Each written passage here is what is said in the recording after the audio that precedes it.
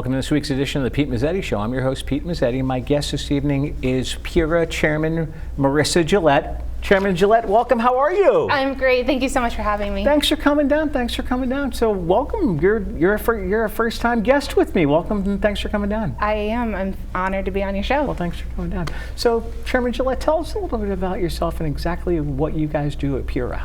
Sure. So I moved to the state about 2 years ago now from Maryland, specifically for this job. All right. The governor asked me to come to the state to work on grid modernization, which is one of the topics that's covered by PURA. Right. So PURA is a state agency. We are quasi-judicial, which makes us a little bit like a court. Okay. And we regulate the industries of electric, natural gas, some water, and some telecom. Okay. Excellent. Now let's talk about grid organization and the overview of what's going on. Sure, happy to.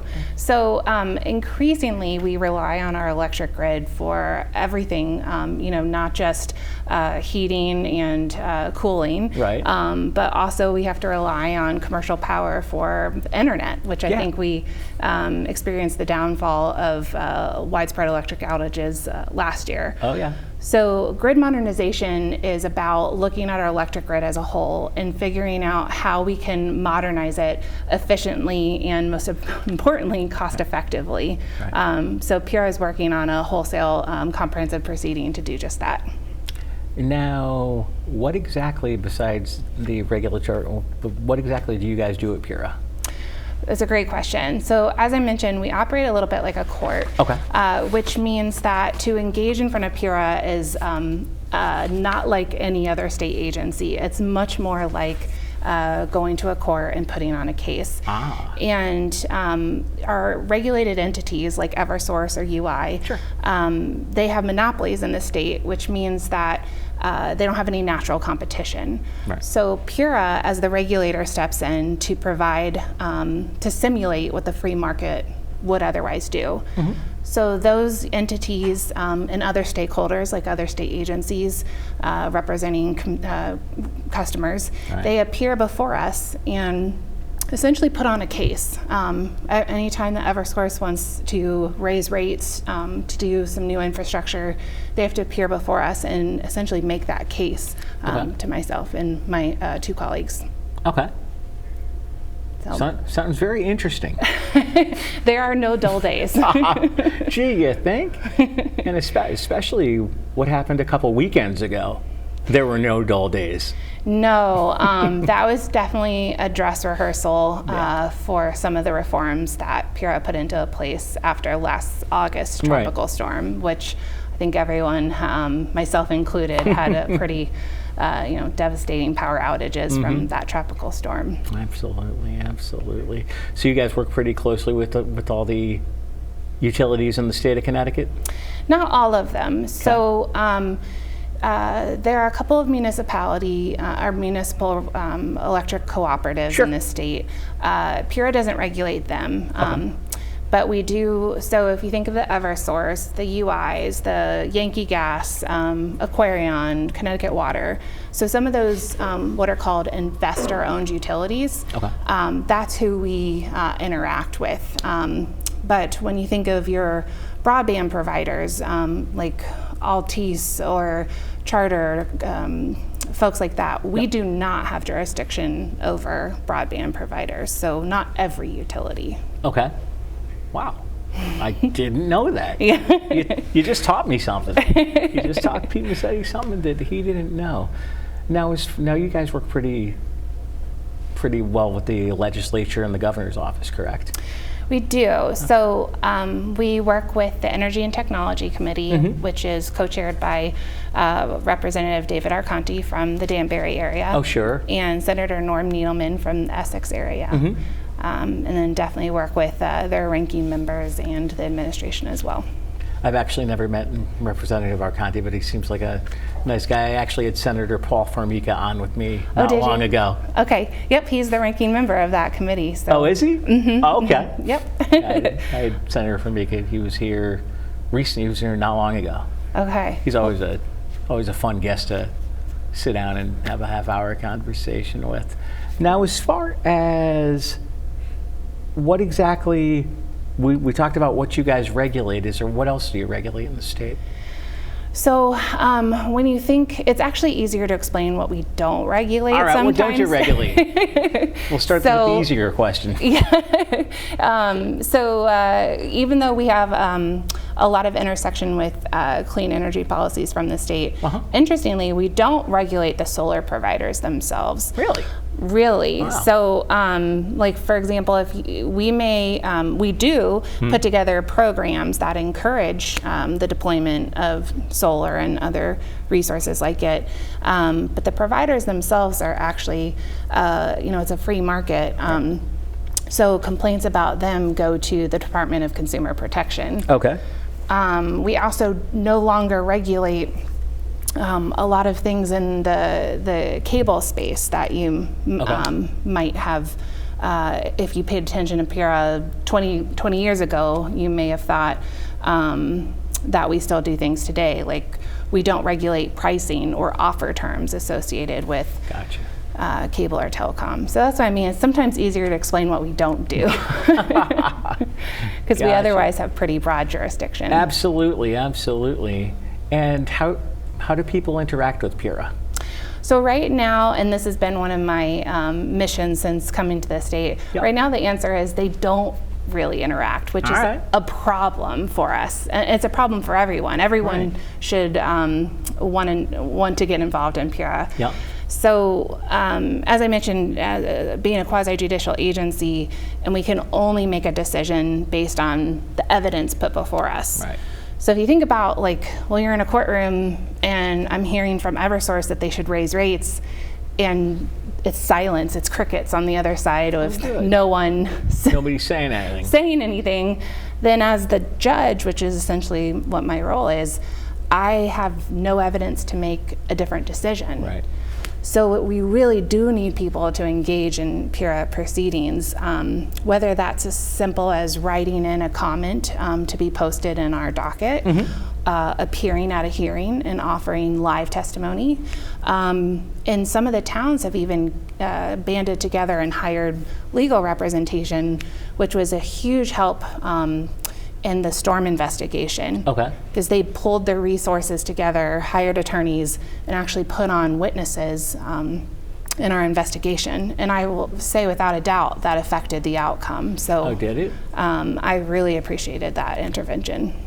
Now, as far as interacting with PURA, are you guys doing everything remotely these days because of what's going on?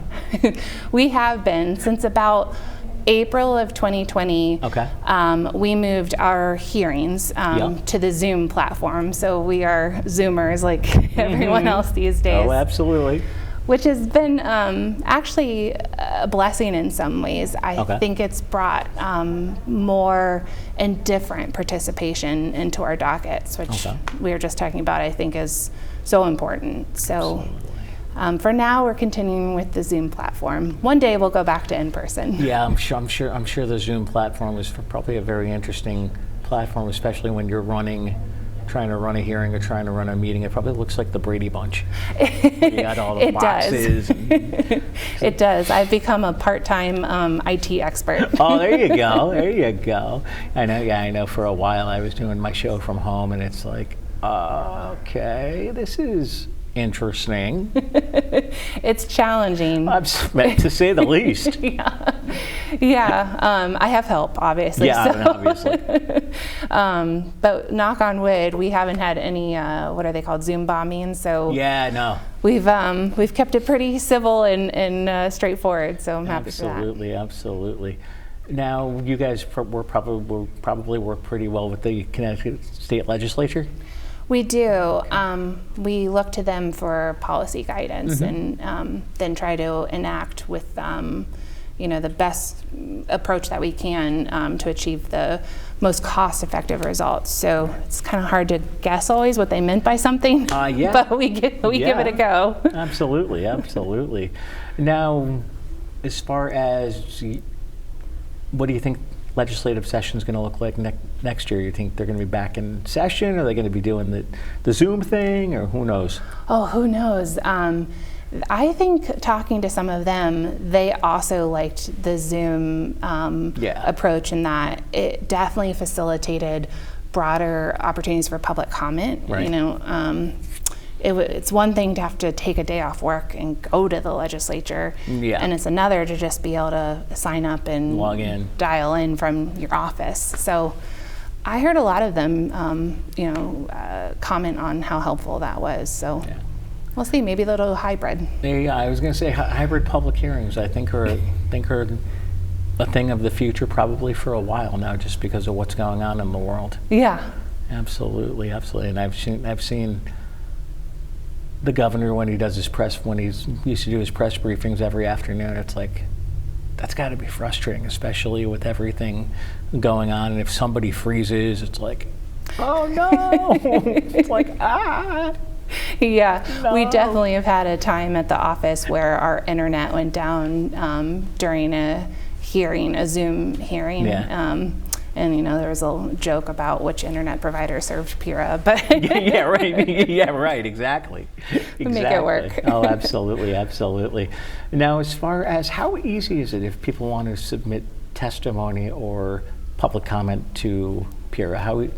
How easy is it? We are trying to make it easier. So we've simplified it all the way to email. So you can email PURA, P-U-R-A, period, executive secretary @ct.gov. Okay. And you can just drop your comment into the body of the email. Okay. It helps if in the subject line you know the docket number, which is the unique identifier for the case that you're providing a comment on. Okay. If you don't know the docket number, you can just put in the subject line the closest thing that you can think of. I want to comment on the Eversource rate proceeding. Right. And we'll find it. Absolutely. So the only thing to know is whatever you email to us is a public record. Mm-hmm. So don't put any personally identifiable information. No, don't do it. Not your credit card numbers, please. Absolutely not. Chairman Gillett, would you mind sticking around for another segment? Absolutely. All right, we'll be right back. Keep on keeping on, baby. Keep on keeping on, yeah. You expect me to stop living? No, you're telling me giving. I gotta do. Oh, your baby gonna keep on keeping on. Thank you, Connecticut, for doing your part to stop the spread of COVID-19, for wearing your masks, washing your hands, and keeping your distance. So keep it up, Connecticut. We've come too far to go back. Community TV, your neighborhood TV. Publicly funded and a reliable partner for cable companies nationwide, it provides transparent coverage of local and state government, education, and public programming. A digital town green that can be watched anywhere, anytime, and on any device. Watch us on today's high-tech distribution methods. Community TV in Connecticut. Local, unfiltered, reliable, and yours.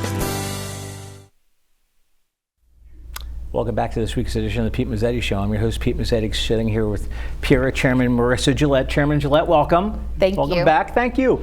Chairman Gillett, so let's open up this segment talking about, in the effort to downsize government consolidation, the DPUC and DEP as DEEP are interested in spending time and resources on regulatory cable has steadily enabled since the disaster of PA 07253. Now, what will it take for PURA to regulate cable television and its successful technology? Oh, great question. So I don't know how many people know this, but Governor Lamont comes from the telecommunications industry. So he's told me a number of stories about how, back in the day when PURA was the DPUC, he used to have to appear before our predecessor all the time. So he doesn't understand and would love for, the cable and the telecommunications industry to have to appear before PURA more. And I think one thing to note is about 2 decades ago, when the industry was deregulated, that unfortunately, it's hard to put the toothpaste back in the tube, right? Yep, sure. So when the industries were deregulated, we ceded as a state a lot of jurisdictional authority to the federal government. Okay. So in some ways, there's no going back at this point, at least in terms of regulating the pricing and the offer terms for cable. Okay. There are other ways that PURA could step up to the plate, I'm sure, and I get questions I've only been here for 2 legislative sessions, but I'll say for each legislative session, all right, I've definitely been asked, if there's ways that we can re-engage in that industry. So I'm always open to suggestions.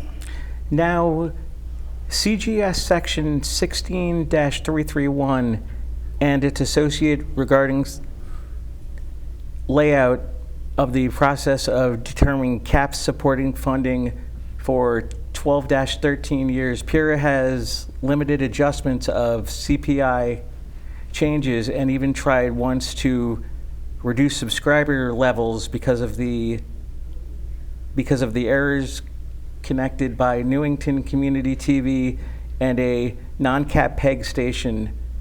Why does PURA never use the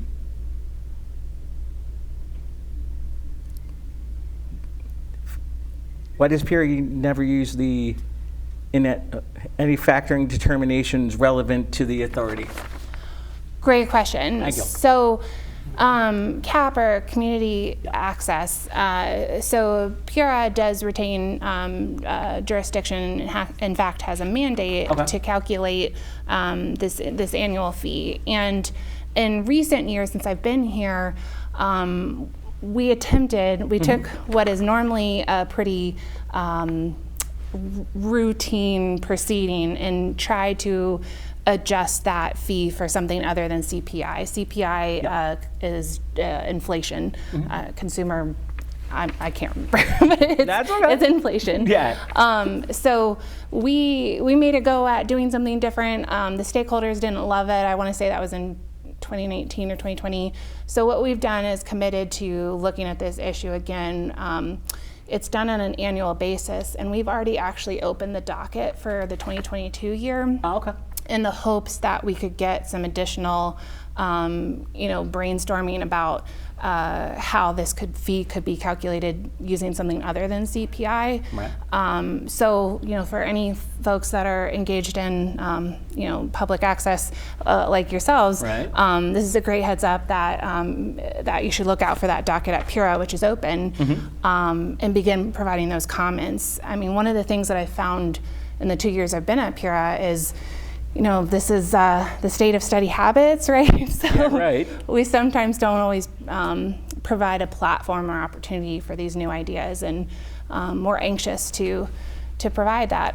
So anyone that wants to engage in that docket, I wish I knew it off the top of my head.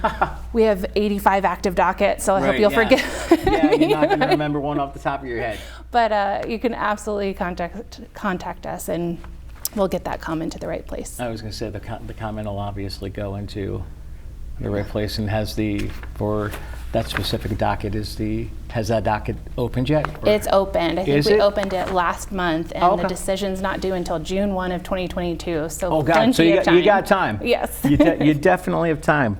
Now, we appreciate PURA standing up for consumers when the electrical utilities let us down and the 2020 summer storm. Would you agree with the consumer of cable television and broadband internet also deserve your help?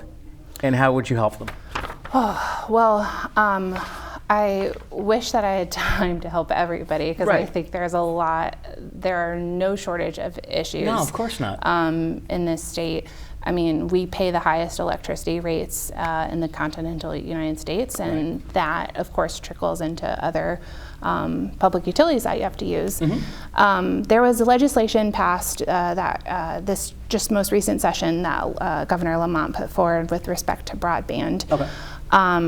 It initially contemplated a much larger role for PURA in that space. Sure. The final legislation that was enacted peeled back our jurisdiction. It's more of a grant program now. Sure. However, the governor has asked if PURA will look into that further And I think that PURA is open to considering how what I would call like knock-on effects from power outages affect these other utilities. So we have an open docket right now under our grid mod proceeding, and I'd be anxious to hear people's ideas for metrics that these electric utilities have to abide by that will help the broadband and cable providers with restoration timelines, since they can't restore. I mean, their services are directly affected by a loss of commercial power. So absolutely. Definitely, I would agree. Everyone deserves our help.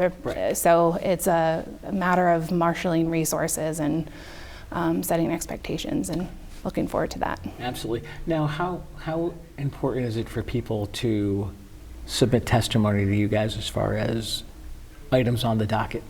Oh, so important. As I was talking about with the storm investigation, we received hundreds, if not thousands, of comments, and I read each and every one of them. Oh, did you? Of course you did. Of course I did. Of course you did. And we summarized those in a comment matrix that was appended to that decision. And if folks don't know, we ultimately found that Eversource in particular was extremely deficient in their storm response. Yeah. And that resulted in a $28.6 million fine, which Eversource's shareholders pay for and is not recoverable in rates.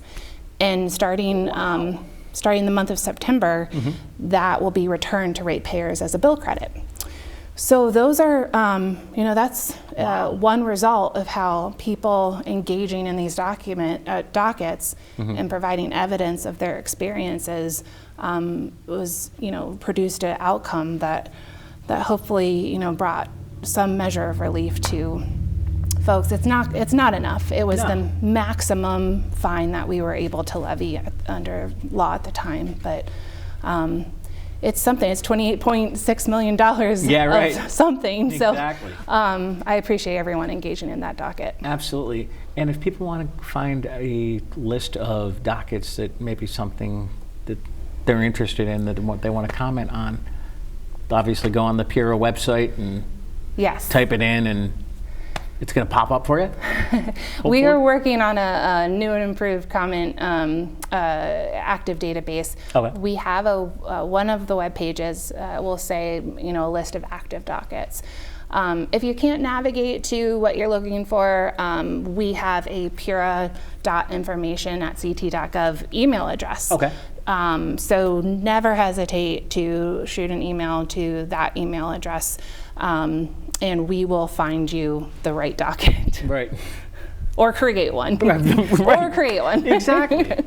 Exactly. It probably doesn't take that much to create a docket item to go up on. Probably not. No, it's just a matter of finding staff that I can assign to it. There you go. There you go. Yeah. What are some of the other important dockets that you guys have overseen? So some of the dockets, obviously our work in the storm arena is going to be folks most the top of mind. There was a follow-on docket to that that emerged from the Take Back Our Grid Act last year. Sure. That dealt with setting rules of the road for customer credits. Okay. So what folks may not know is, going forward, so the law did not exist when Tropical Storm Isaias hit. Right. But part of what the legislature and the governor reacted with in this Take Back Our Grid Act was authorization to create customer credits for extended power outages. Sure. So moving forward, if you sustain more than a 96-hour power outage, you're eligible for a daily outage credit of $25 per day, and $250 for spoiled food and medication. So that's been one of our big dockets completed earlier this year, was setting the rules of the road for how those could be done. So we have lots of work in the third-party electric supplier realm as well. And I'm trying to think of other, we have hugely impactful dockets, but one of the funniest things about PURA is that I think until the tropical storm hit, people didn't even know what that the agency existed. Right, so exactly. we've probably done things that impact your daily lives, and certainly for your viewers, the PEGpedia grants that we administer can be hugely impactful. So absolutely. Anything that is related to electric, water, gas, some telecom, I'm sure we've done things that have touched your life. Now, if people want more information on PURA, where can they go? I think there's a website. There is a website. There you go. So you can go to our website, ct.gov/PURA, P-U-R-A. We also are on social media, LinkedIn, Twitter, I think even Facebook. Okay. So we are really focused on doing PURA 101 presentations. So if you're interested, we are working with your local elected officials to put those on, and really working on building out our educational resources. Chairman Marissa Gillett from PURA, thanks for coming down. Thanks for some time. Hopefully you'll come back again soon. Absolutely. All right, thanks. On behalf of Marissa Gillett, my name is Pete Mezzetti. Thanks, good night, and we'll see you next time.